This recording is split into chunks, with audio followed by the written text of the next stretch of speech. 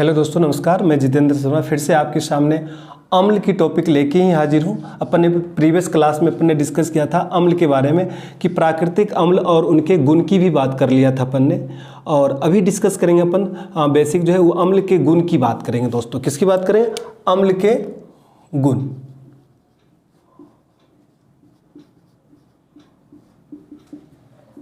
अम्ल के गुण की बात करेंगे। कुछ महत्वपूर्ण गुण होते हैं जो अम्ल के होते हैं, जिनसे हम पहचान बनाते हैं कि अम्ल हाँ वाकई में ये है। उनकी विशेषता क्या, उनके अंदर किस प्रकार की गुण है, उनकी डिस्कस करेंगे। तो सबसे पहले अम्ल को मैंने बताया था दोस्तों कि अम्ल स्वाद में क्या होते हैं? खट्टे होते हैं। यदि आपसे पूछ लिया जाए कि अम्ल स्वाद में होते हैं तो क्या होते हैं? खट्टे होते हैं। नंबर 1, ये सबसे बड़ी विशेषता है, इसकी सबसे बड़ी विशेष गुण है।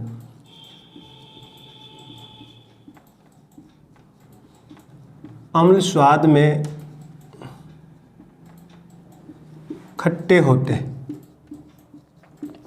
प्रीवियस क्लास में हमने जो डिस्कस किया था वो था कि अम्लों के उपयोग, प्राकृतिक अम्ल कौन कौन से होते हैं, उनको किस किस स्रोत से हम प्राप्त कर सकते हैं, ठीक है, और परिभाषा की डिस्कस किए थे।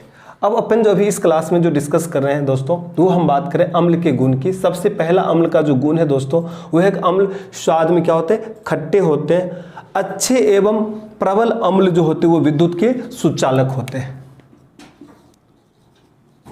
अच्छे एवं प्रबल अम्ल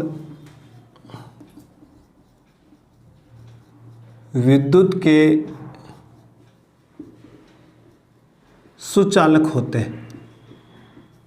ठीक है दोस्तों, ये दूसरी सबसे बड़ी विशेषता है, दूसरी सबसे बड़ी विशेष गुण है दोस्तों। इनके अलावा यदि बात करें तो भस्म एवं क्षार से प्रतिक्रिया करके लवण और जल बनाता। कौन? अम्ल। भस्म एवं क्षार से प्रतिक्रिया करके यह क्या बनाता है? लवण एवं जल बनाते हैं।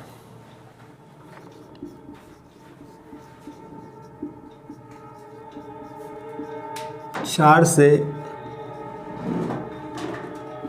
प्रतिक्रिया करके लवण एवं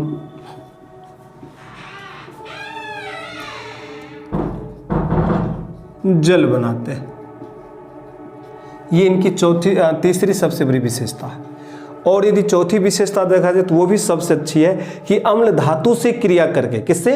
अम्ल धातु से क्रिया करके हाइड्रोजन गैस मुक्त करते हैं। अम्ल धातु से क्रिया करके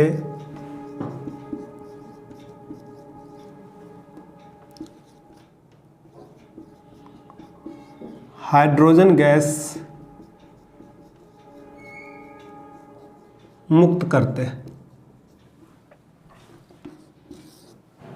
ठीक है ना। अब यह नीले लिटमस पत्र को तथा मिथाइल ऑरेंज को लाल कर देता है दोस्तों। यदि आपसे पूछा जाए अम्ल, तो अम्ल की सबसे बड़ी विशेष गुण है, सबसे महत्वपूर्ण, जो बार बार प्रतियोगी परीक्षाओं में जो पूछने वाले जो क्वेश्चन होते हैं, जो पूछने वाले जो क्वेश्चन है वो है सबसे कि अम्ल का क्या गुण है। तो यह नीले लिटमस जो होता है पत्र तथा ऑरेंज की बात करते हैं, मिथाइल ऑरेंज के क्या करता है? यह लाल कर देता है दोस्तों। यह नीले लिटमस पत्र तथा मिथाइल ऑरेंज को लाल कर देता है। ठीक है, ये सबसे अधिक क्वेश्चंस पूछे जाते हैं। क्या कर देता? लाल कर दे। यहाँ पे आपका आ जाएगा नीला, पीला, हरा, लाल। तो आपको ध्यान है कि नीले लिटमस पत्र को क्या कर देते हैं? लाल कर देते हैं दोस्तों। ठीक है ना। ये कुछ गुण होते। सभी अम्ल क्षारों से अभिक्रिया करके अपना गुण खो देते हैं तथा उदासीन हो जाते हैं। ठीक है ना। सभी अम्ल क्षारों से अभिक्रिया करके अपना गुण खो देते हैं और वो उदासीन हो जाते हैं। और यह क्रिया क्या कहलाता दोस्तों? उदासीनी क्रिया कहलाता। क्या कहलाता? यह क्रिया उदासीनीकरण की क्रिया कहलाती दोस्तों। यदि आपसे पूछ लिया जाए तो आप आसानी से बता सकते हो ठीक है ना। ये भी इनकी सबसे बड़ी विशेषता है दोस्तों, क्या कि सभी अम्ल क्षारों से अभिक्रिया करके अपना गुण खो देता है और वो तथा उदासीन हो जाते हैं, और यह क्रिया उदासीनीकरण कहलाता है दोस्तों। क्या कहलाता? उदासीनीकरण कहलाता। चलिए अभी इसकी डिस्कस ना करके हम डायरेक्ट डिस्कस करेंगे। यहाँ पे ये भी विशेष गुण है, लेकिन ये विशेष गुण की तब डिस्कस करेंगे जब हम क्षार की बात करेंगे, भस्म की बात करेंगे। इससे पहले अम्ल की बात कर लेते हैं कि अम्ल का जो pH मान होता है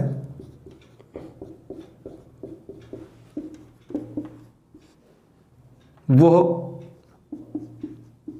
7 से, आपको पूछेगा 7 से अधिक होता है, 7 से कम होता है या 7 के बराबर होता है? तो 7 से कम होता है, 7 से कम होता है। ये भी सबसे महत्वपूर्ण पॉइंट है। यदि पूछ लिया जाए कि अम्ल का pH मान होता है, तो अम्ल का pH मान 7 से कम होता है, ठीक है। अब हम बात करेंगे यहाँ पे अम्लों का वर्गीकरण। अम्लों को हम 2 वर्गों में विभाजित कर दिए दोस्तों। कितने वर्गों में? 2 वर्गों में विभाजित कर दिए, ठीक है ना। अम्लों का वर्गीकरण, इनको 2 तरह से विभाजित किए हैं। पहला है ऑक्सी, क्या है? ऑक्सी अम्ल की बात करते हैं। ऑक्सी अम्ल का मतलब क्या? जिन अम्ल में हाइड्रोजन एवं ऑक्सीजन दोनों उपस्थित होते हैं उसे क्या कहते हैं? ऑक्सी अम्ल कहते हैं। जिन अम्लों में हाइड्रोजन एवं ऑक्सीजन दोनों ही उपस्थित होते हैं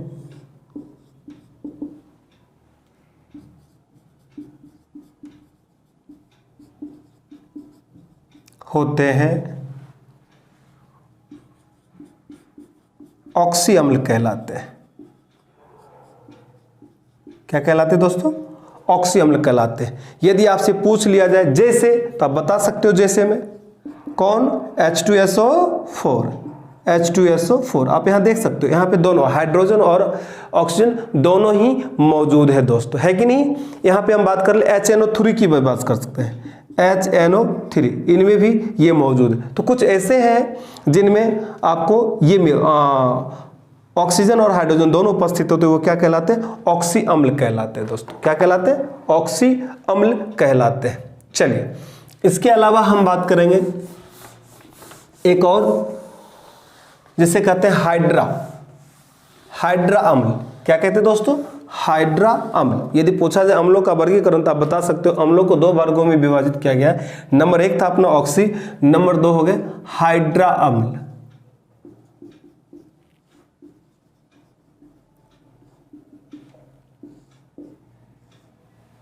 हाइड्रा अम्ल जिन अम्लों में केवल हाइड्रोजन की उपस्थिति हो, जिन अम्लों में केवल क्या हो? हाइड्रोजन की उपस्थिति हो, क्या कहलाएगा? हाइड्रा अम्ल कहलाएगा। जिन अम्लों में हाइड्रोजन की उपस्थिति हो,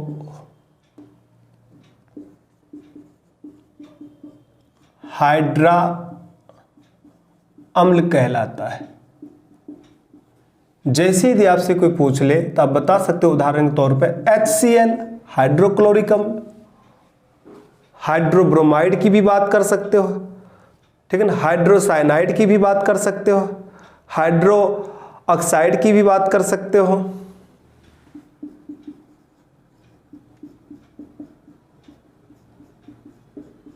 आदि ये कुछ ऐसे हैं जो हाइड्रा अम्ल कहलाते हैं दोस्तों। क्या कहलाते हैं?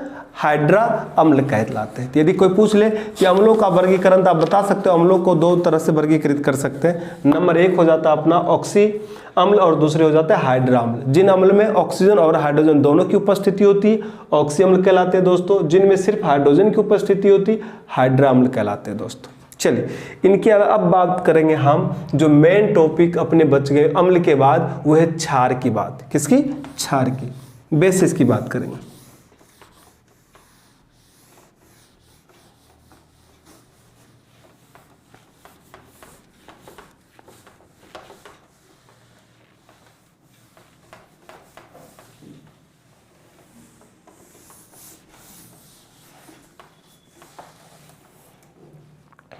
चलिए अब हम बात करें क्षार की यहाँ पे, तो सबसे पहले हम भस्म की बात करेंगे। किसकी? भस्म की, बेसिस की बात करेंगे, फिर क्षार की बात करेंगे यहाँ पे, ठीक है ना। भस्म से ही क्षार का, भस्म में भी दो प्रकार के हो जाते हैं, उसमें भी क्षार की बात कर लेते हैं। सबसे पॉइंट जो यहाँ पे आ जाएगा वो ये समझने वाली है क्या, कि सभी क्षार भस्म होते हैं। सभी क्षार क्या होते हैं? भस्म होते हैं, ठीक है ना। सभी क्षार भस्म यानी क्षारक होते हैं। इनकी यदि परिभाषा दिया जाए दोस्तों, तो मैं पहले बता दिया कि जो जलीय विलयन में घुलकर हाइड्रोजन आयंस, जिस तरह से बात कर रहा था, उसमें हाइड्रोक्सिल आयंस मुक्त करता है। जो पदार्थ जलीय विलयन में घुलकर या अपघटित होकर हाइड्रोक्सिल आयंस मुक्त करता है वो क्या कहलाता है? क्षार कहलाता है दोस्तों। इसकी किसकी परिभाषा के अनुसार हम ने बात की? आर्हेनियस के परिभाषा के अनुसार अपन बात करें तो वो पूछ लिया जाए तो आप बताना है कि आर्हेनियस के परिभाषा के अनुसार जो पदार्थ जलीय विलयन में घुलकर हाइड्रोक्सिल आयंस मुक्त करता है वो क्या कहलाता है? क्षार कहलाता है दोस्तों। चलिए तो परिभाषा की बात करें, सबसे पहले बात कर लेते हैं यहाँ पे, सभी क्षार भस्म यानी क्षारक होते हैं। लेकिन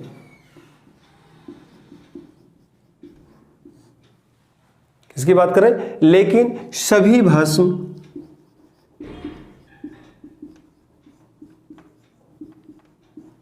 क्षार नहीं होते दोस्तों, ठीक है ना। यानी क्षार, इसका क्या कारण है? इसका जो मुख्य कारण है कि सभी भस्म क्षार नहीं होते। इसका मतलब है कि सभी भस्म जल में विलय नहीं होते। सभी क्षार जल में विलय नहीं होते, भस्म क्षार नहीं होते। इसके मुख्य कारण है कि सभी भस्म जल में विलय नहीं होते।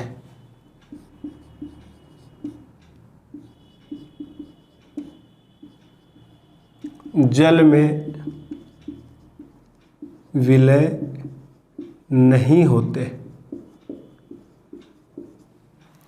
ठीक है ना, जल में विलय नहीं होते। ओके, परंतु क्षार के अन्य गुण प्रदर्शित भी नहीं करते। आपसे ये भी पूछ लिया जाए, हाँ, क्षार के अन्य गुण भी प्रदर्शित नहीं करते। लवण और जल तो बनाते हैं लेकिन, ठीक है ना।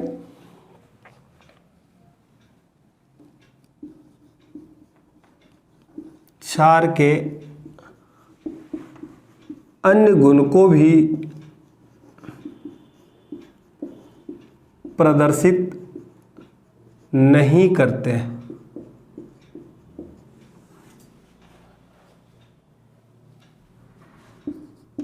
परंतु लवण व जल बनाते हैं, ठीक है ना। ये सबसे महत्वपूर्ण पूछे जाते क्वेश्चन कि सभी क्षार भस्म क्षारक होते हैं, यानी क्षार होता भस्म होते हैं, लेकिन सभी भस्म क्षार नहीं होते। इसका मुख्य कारण क्या है? तो आप बता सकते हैं इसका मुख्य कारण है कि सभी भस्म जल में विलय नहीं होते, ना ही ये क्या करते क्षार के गुण को प्रदर्शित करते हैं, लेकिन लवण और जल जरूर बनाते हैं दोस्तों, इसीलिए इसको हम कहते हैं, ठीक है ना। जैसे यदि आपसे पूछ लिया जाए जिंक ऑक्साइड की बात कर लेंगे, किसकी बात कर लेंगे? जिंक ऑक्साइड की बात कर लेंगे, फेरस ऑक्साइड की बात कर लेंगे, फेरिक ऑक्साइड की बात कर लेंगे, एल्युमिनियम ऑक्साइड की बात कर लेंगे, ये सारे अपन बात कर लेंगे। जैसे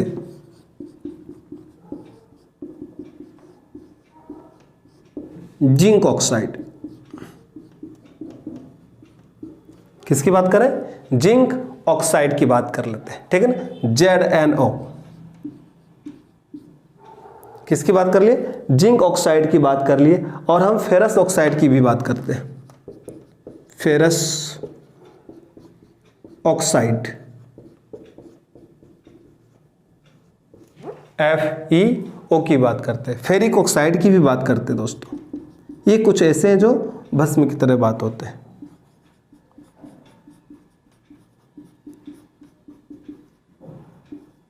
ठीक है ना।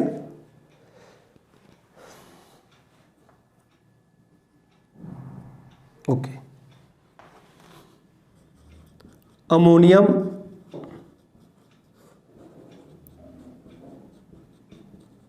ऑक्साइड की भी बात करते हैं दोस्तों। किसकी? अमोनियम ऑक्साइड की भी बात करते हैं, Al2O3 आदि, ये सभी। ठीक है ना दोस्तों। ऐसे क्वेश्चंस पूछ लिया तो आप जवाब दे सकते। अब क्षार के कुछ गुण भी होते हैं जो आपको बताना है।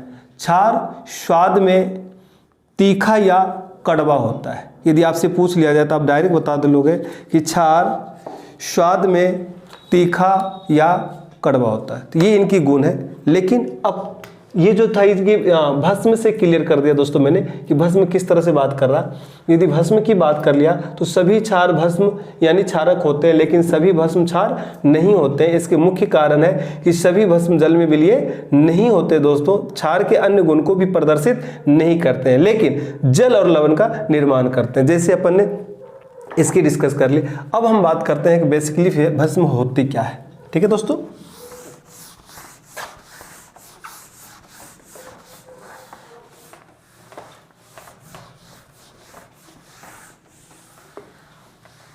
बेसिस की बात किया जाए तो बेसिस भस्म धातुओं या अधातुओं के सदृश आचरण करने वाले मूलकों के यौगिक हैं जो अम्लों से अभिक्रिया करके लवण एवं जल बनाते हैं दोस्तों। क्या बनाते हैं? लवण एवं जल बनाते हैं। भस्म धातु या अधातुओं के सदृश जो सदृश होती है उनके आचरणों से आचरण करने वाले मूलकों के वे यौगिक हैं जो अम्लों के अभिक्रिया से लवण और जल बनाते हैं दोस्तों। क्या कहलाते हैं वो कहलाते हैं अपना भस्म कहलाते हैं। ठीक है ना। यदि कोई पूछ लिया जाए तो आप बताना है कि भस्म धातुओं एवं अधातुओं के सदृश आचरण करने वाले मूलक के वे यौगिक जो अम्लों से अभिक्रिया करके लवण और जल बनाते हैं। क्या कहलाते हैं? भस्म कहलाते हैं दोस्तों।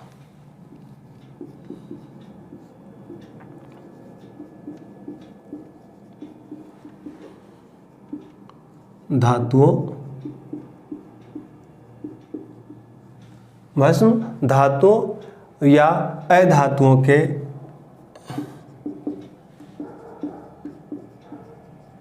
सदृश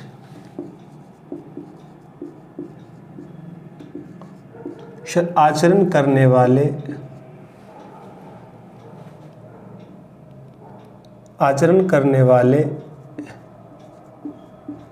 वे यौगिक हैं जो अम्ल से अभिक्रिया करके लवण व जल बनाते हैं। ठीक है ना। क्या बनाते हैं? लवण व जल। भस्म या क्षारक जो होती है वो दो प्रकार की होती है दोस्तों। कितने प्रकार की होती है? दो प्रकार की। भस्म या क्षारक कितने प्रकार के होते हैं दोस्तों? दो प्रकार के होते हैं। दो प्रकार के होते हैं। यदि आपसे पूछ लिया जाए तो बता सकते हो भस्म या क्षारक मुख्यतः कितने प्रकार के होते हैं। तो भस्म एवं क्षारक जो होते हैं वो मुख्यतः दो प्रकार के होते हैं दोस्तों। एक होता है जो जल में विलय होती है और जो एक होता है जल में अविलय होती है। जल में विलय भस्म और जल में अविलय भस्म।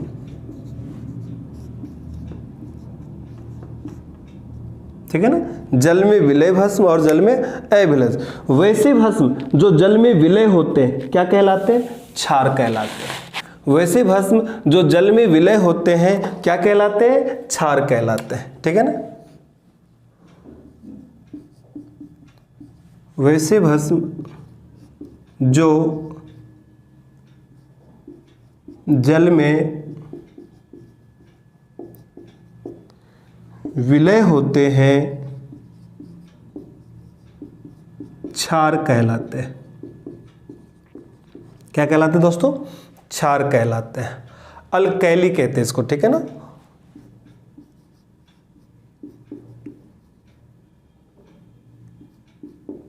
अल्कैली, ठीक है ना, अल्कैली।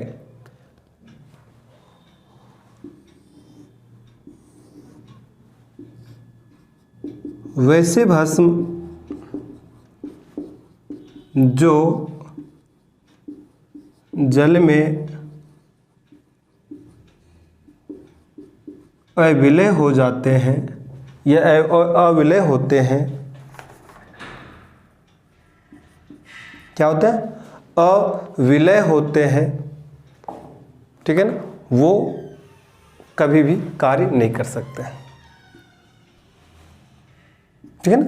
चलिए, ये तो हो गया मुख्य पॉइंट की बात, जल में विलय और जल में अविलय। आर्हेनियस के अनुसार मैंने आपको पहले बता दिया था कि जो पदार्थ जलीय विलयन में घुलकर हाइड्रोक्साइड आयंस या हाइड्रोक्सिल आयंस प्रदान करता है या मुक्त करता है या देता है, वो क्या कहलाता है? क्षार कहलाता है दोस्तों। क्या कहलाता है? क्षार कहलाता है, ठीक है ना। किसके अनुसार? आर्हेनियस के अनुसार।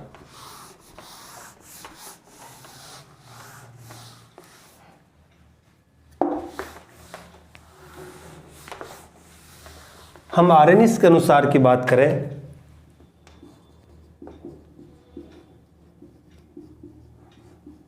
आर्हेनियस के अनुसार वे पदार्थ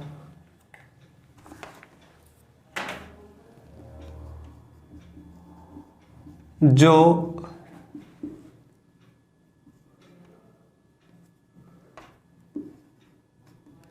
जलीय विलयन में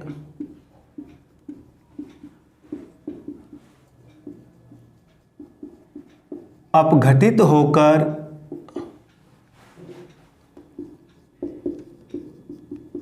हाइड्रोक्साइड आयंस या हाइड्रोक्सिल आयंस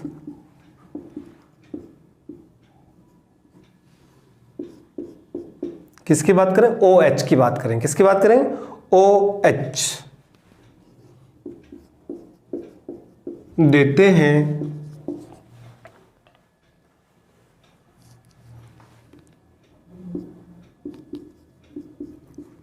क्षार कहलाते हैं। क्या कहलाते हैं दोस्तों? क्षार कहलाते हैं। फॉर एग्जाम्पल यदि आपसे पूछ लिया जाए तो बता सकते हो, जैसे सोडियम हाइड्रोक्साइड की बात करेंगे। किसकी? सोडियम हाइड्रोक्साइड ले लो, NaOH की बात कर लेते हैं। सोडियम, अपन पिछले क्लास में डिस्कस भी कर चुके हैं कि सोडियम हाइड्रोक्साइड को हम कास्टिक सोडा भी कहते हैं, दाहक सोडा भी कहते हैं, और ये साबुन निर्माण में कार्य करते हैं, उपयोग आते हैं। सोडियम हाइड्रोक्साइड, ठीक है ना। जैसे आपने लिख दिया यहाँ पे सोडियम हाइड्रोक्साइड हो गया, अमोनियम हाइड्रोक्साइड हो जाए आपके पास में,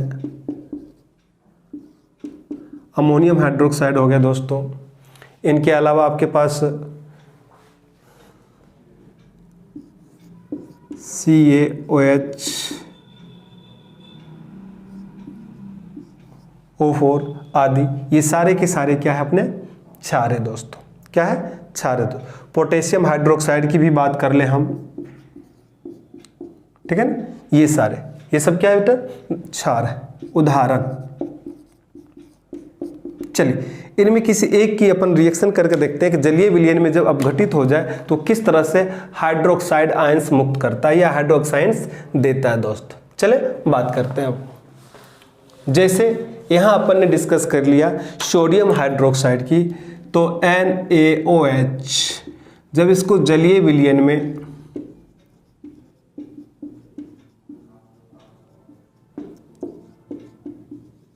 अपघटित होता है दोस्तों, तो अपघटित होकर ये Na और OH सोडियम अलग हो जाएगा और हाइड्रोक्साइड आयंस अलग हो जाएगा। उसी तरह से यदि पोटेशियम हाइड्रोक्साइड की बात करें दोस्तों, तो पोटेशियम हाइड्रोक्साइड भी इसी तरह से पोटेशियम अलग हो जाएंगे और हाइड्रो ऑक्साइड्स अलग हो जाएगा, ठीक है ना। इस तरह से देख सकते हैं दोस्तों कि हमारे रिएक्शन होते हैं क्षार के अंतर्गत। किसके अंतर्गत? क्षार के अंतर्गत की बात कर लिए। चलिए ओके, अब हम बात करेंगे क्षार की विशेष गुण की बात करेंगे। किसकी? क्षार की विशेष गुण की बात करेंगे। इनकी विशेष गुण क्या है दोस्तों? चलिए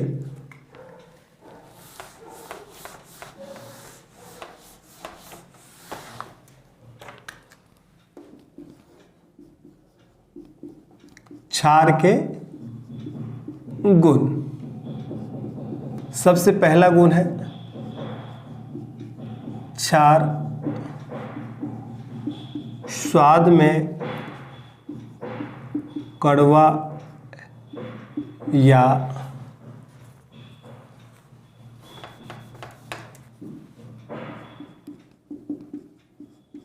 तीखा होता है।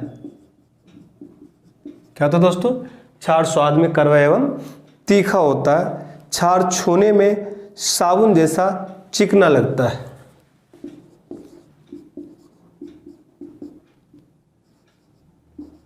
छूने में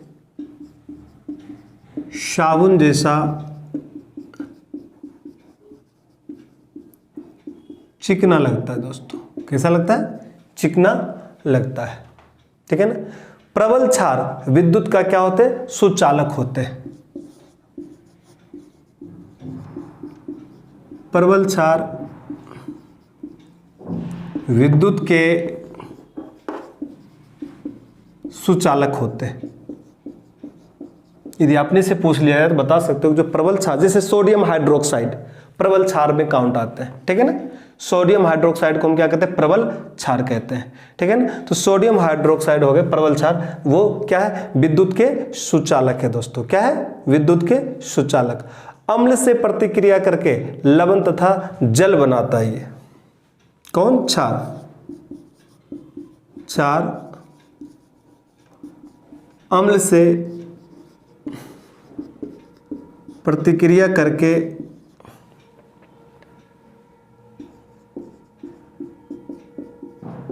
लवण एवं जल बनाते हैं या देता भी, ये कर सकते हैं, ठीक है दोस्तों। और सबसे महत्वपूर्ण पॉइंट जो है वो है कि लाल लिटमस पत्र को नीला कर देता है दोस्तों। क्या कर देता? लाल लिटमस पत्र को नीला कर देता है। क्षार लाल लिटमस पत्र को नीला कर देता है, ठीक है। ये सबसे महत्वपूर्ण पॉइंट बनते हैं उदाहरण में। क्षार के बारे में सबसे ज़्यादा पूछा जाता है आपके क्वेश्चन, सबसे महत्वपूर्ण क्वेश्चन यही होते हैं और यही पूछे जाते हैं आपसे कि ये क्या करता है। तो आपको बता दें क्षार लाल लिटमस पत्र को क्या कर देता है? नीला कर देता है। वो जस्ट उल्टा, अम्ल के जस्ट उल्टा अपन बात कर रहे हैं। क्या बात कर रहे हैं? अम्ल के जस्ट उल्टे बात कर रहे हैं। क्षार कार्बनिक पदार्थों को नष्ट भी कर देता है दोस्तों। ये भी इनकी सबसे बड़ी विशेषता है।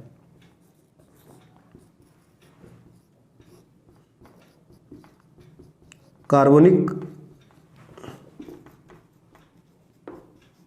पदार्थों को नष्ट कर देता है। क्या कर देता है दोस्तों? नष्ट कर देता है। क्षार में तेल और गंधक को घुला देने की क्षमता होती है दोस्तों। किसको घुला देने की? तेल और गंधक को घुला देने की भी क्षमता होती है। क्षार में तेल और गंधक को भी घुला देने की क्षमता होती है, ठीक है दोस्तों। ये कुछ विभिन्न गुण हैं जो अम्ल में देखे जाते हैं। उनमें सबसे सारे जो महत्वपूर्ण है वो पहला आप क्या है कि क्षार स्वाद में कड़वा एवं तीखा होता है। ये सबसे महत्वपूर्ण। यदि इसकी दूसरी सबसे महत्वपूर्ण विशेषता यदि गुण की बात करें तो क्षार छूने में साबुन जैसा चिकना लगता है। प्रबल क्षार विद्युत के सुचालक होते हैं। अपन ने डिस्कस कर चुके हैं कि सबसे प्रबल क्षार की बात करें वो कौन सी है, तो प्रबल क्षार जो है वो है अपना सोडियम हाइड्रोक्साइड, ठीक है ना। क्षार अम्ल से प्रतिक्रिया करके लवण एवं जल बनाते हैं। क्षार लाल लिटमस पत्र को नीला कर देता है और क्षार कार्बनिक पदार्थ को नष्ट भी कर देता है दोस्तों। क्षार में तेल और गंधक को भी धुला देने की क्षमता होती है। ये कुछ महत्वपूर्ण पॉइंट था जो अपने क्षार की बात करें। इनके अलावा कुछ क्षार ऐसे भी होते हैं जो हमारे लिए और सबसे महत्वपूर्ण उपयोगी माने जाते हैं, जिसको कहते हैं मैग्नीशियम हाइड्रोक्साइड। क्या कहते हैं? Magnesium hydroxide. ये भी एक क्षार के प्रकार है, क्षार के उदाहरण के तौर पे ले सकते हैं। और हम इनका सबसे ज्यादा प्रयोग करते हैं पेट की अम्लता दूर करने में। पेट की अम्लता दूर में यह एंटा एसिड किसके रूप में कार्य होता है? एंटा एसिड, यानी पेट की अम्लता और पेट की कब्ज दूर करने में हम सबसे अधिक उपयोग लेते हैं। वो क्षार कौन सा है आपको बताना। वो क्षार जो है वो है मैग्नीशियम हाइड्रोक्साइड, और इसे हम कहते हैं मिल्क ऑफ मैग्नीशिया। क्या कहते हैं? Milk of magnesia. और व्यापारिक तौर पे जो आप सबसे ज्यादा प्रयोग करते हो शब्द का, वो इनो इनो इनो इस टाइप से आप प्रयोग करते हैं दोस्तों, ठीक है। तो चलिए हम बात करेंगे जो कुछ ऐसे महत्वपूर्ण क्षार है जो हमारे लाइफ में सबसे ज्यादा प्रयोग किया जाता है, दैनिक जीवन में प्रयोग किए जाते हैं, विशेष प्रकार के उपचार उपयोग में भी प्रयोग किए जाते हैं।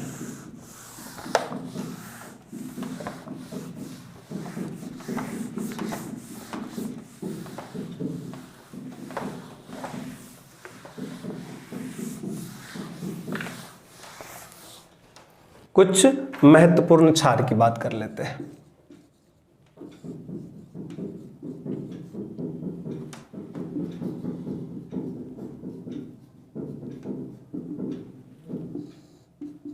कुछ महत्वपूर्ण क्षार, उनमें सबसे महत्वपूर्ण क्षार में सबसे पहले कौन सा आ गया? Magnesium hydroxide.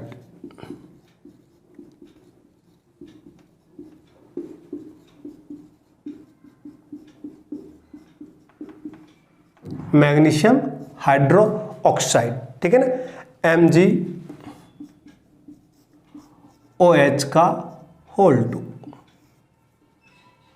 ठीक है दोस्तों। इसे हम मिल्क ऑफ मैग्नीशिया भी कहते हैं। क्या कहते हैं दोस्तों?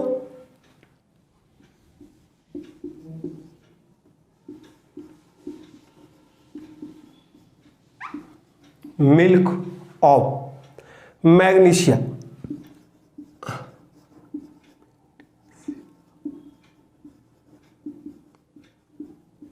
भी कहते हैं, मिल्क ऑफ मैग्नीशिया भी कहते हैं दोस्तों, ठीक है। यह एंटा एसिड पेट की अम्लता दूर करने में प्रयोग कर जाते हैं। यह एंटा एसिड के रूप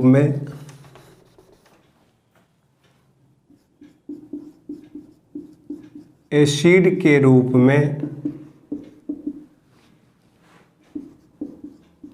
पेट की अम्लीयता तथा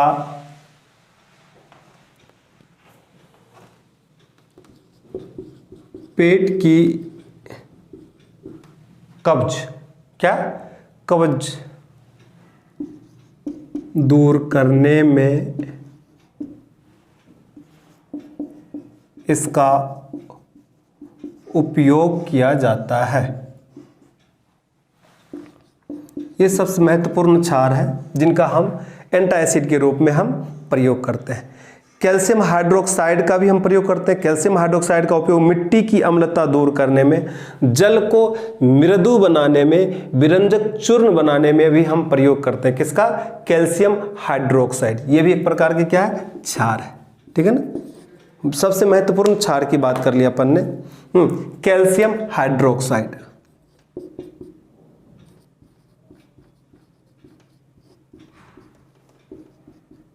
कैल्शियम हाइड्रोक्साइड किसकी बात कर लिए? कैल्शियम हाइड्रोक्साइड की बात कर लिए, CaOH का होल 2।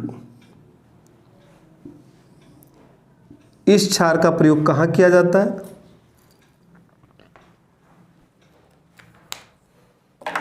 जल को मृदु बनाने में,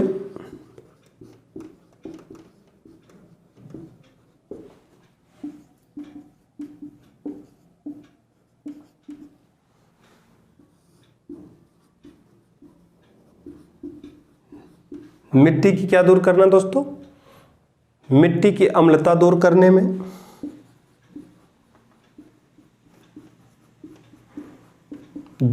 में, विरंजक चूर्ण बनाने में,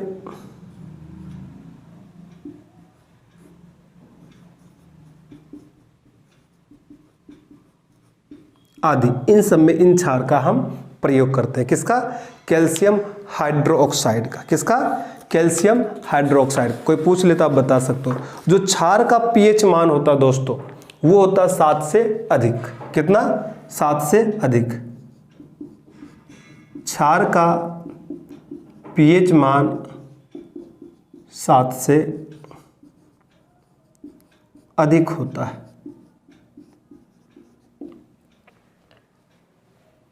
ठीक है, चलिए इनके अलावा और भी कुछ ऐसे अपने क्षार हैं जिनको महत्वपूर्ण स्थान दिया गया है। जैसे अपन बात कर लिए कास्टिक सोडा की बात कर ली अपन ने, ठीक है ना। पोटेशियम हाइड्रोक्साइड की भी हम बात कर सकते हैं। इन सब का भी उपयोग हमारे लाइफ में किया जाता है। ये भी कुछ महत्वपूर्ण क्षार है जिनका हम सबसे ज़्यादा प्रयोग करते हैं दोस्तों। फॉर एग्जाम्पल की बात कर लिया मैंने, कास्टिक सोडा की बात कर ली। यदि आपसे पूछ लिया जाए कास्टिक सोडा क्या है, तो कास्टिक सोडा भी एक प्रकार का क्षार है। कास्टिक सोडा का सूत्र होता है दोस्तों NaOH, और इनका प्रयोग हम करते हैं साबुन बनाने में। कहाँ दोस्तों, साबुन बनाने में हम प्रयोग करते हैं। साबुन बनाने में, वस्त्र उद्योग में भी हम सबसे ज़्यादा इसका प्रयोग करते हैं। ठीक है ना, साबुन बनाने में, अपमार्जक के रूप में,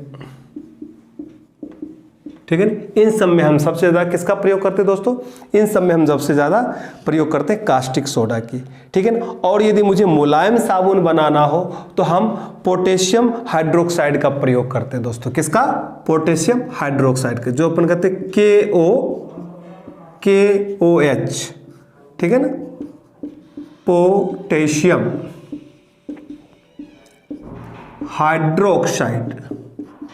यदि कोई पूछ ले आपके पोटेशियम हाइड्रोक्साइड का कहाँ प्रयोग किया जाता है दोस्तों, आप बता सकते हो मुलायम साबुन बनाना हो, सॉफ्ट वाली साबुन जिसको कहते हैं, मुलायम साबुन के निर्माण में हम बनाने में। जैसे अपन बात कर लिया जाए पेयर्स साबुन की बात कर लिया जाए, ठीक है ना, मुलायम साबुन बनाने में हम प्रयोग, जैसे पेयर्स की बात कर ली, पेयर्स सबसे अधिक मुलायम साबुन से माने जाते हैं जिनमें हम पोटेशियम हाइड्रोक्साइड की बात करते हैं। कैल्शियम ऑक्साइड की भी, कास्टिक सोडा, सोडियम कार्बोनेट के निर्माण में, ब्लीचिंग पाउडर के निर्माण में भी हम किसका प्रयोग करते हैं, कैल्शियम ऑक्साइड का प्रयोग करते हैं। कुछ ऐसे क्षार हैं जिनका हम सबसे ज़्यादा प्रयोग करते हैं।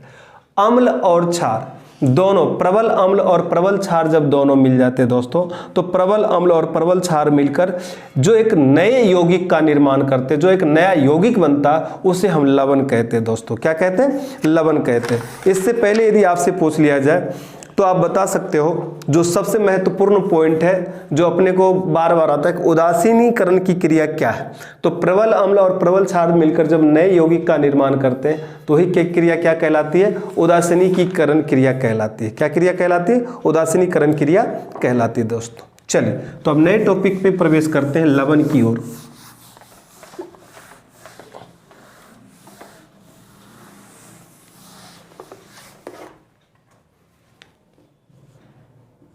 साल्ट की बात करेंगे, यानी लवण की। तो लवण में सबसे पहले जो क्रियाएं घटित होती वो क्रिया की बात करेंगे। सभी किसकी, सभी अम्ल क्षारों से अभिक्रिया करके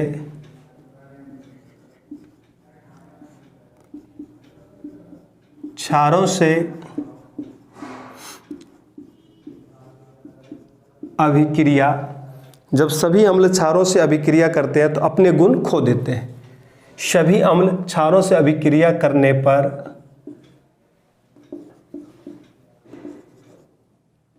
अपने गुण को खो देते हैं। क्या करते हैं, खो देते हैं।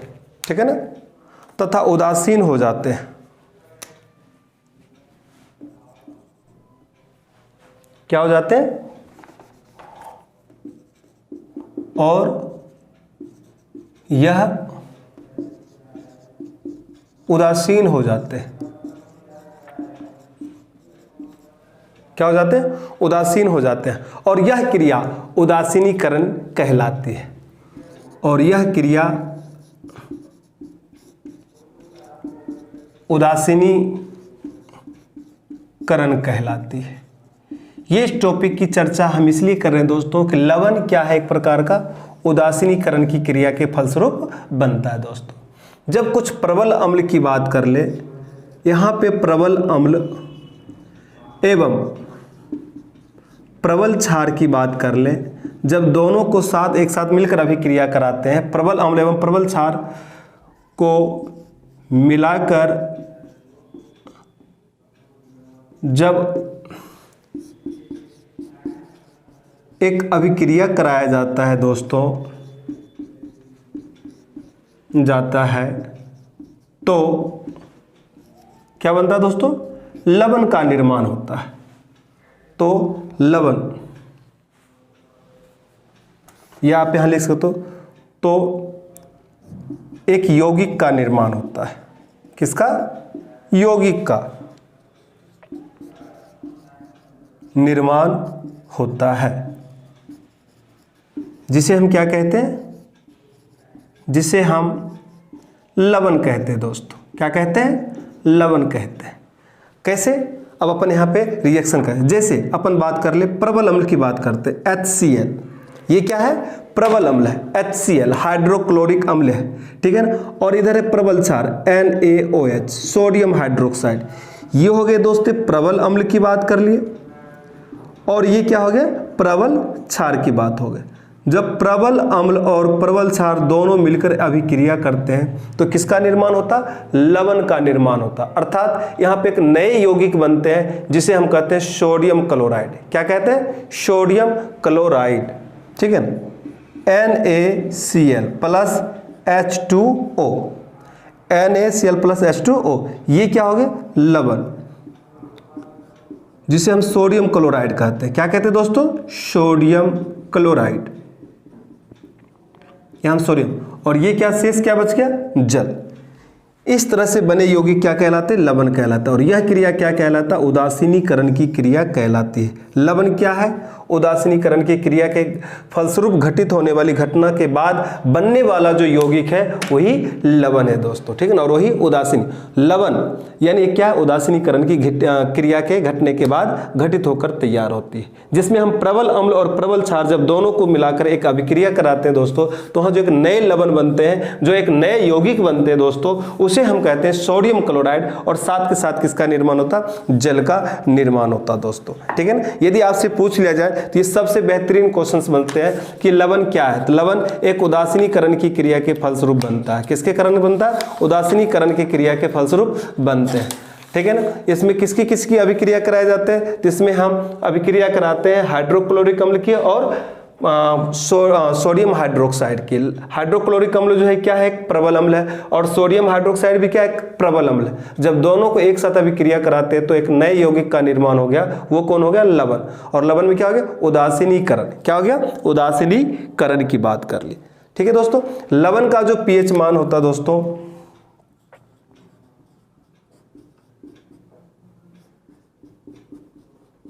पीएच मान 7 होता है। लवण एक उदासीनीकरण की क्रिया